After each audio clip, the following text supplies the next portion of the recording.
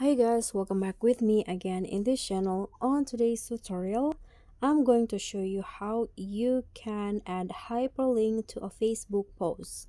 So here I've already opened my Facebook apps and I'm going to click on this box right here to start posting a new post. So what you need to do if you want to add a hyperlink or a clickable link, so here I'm going to just write the post first.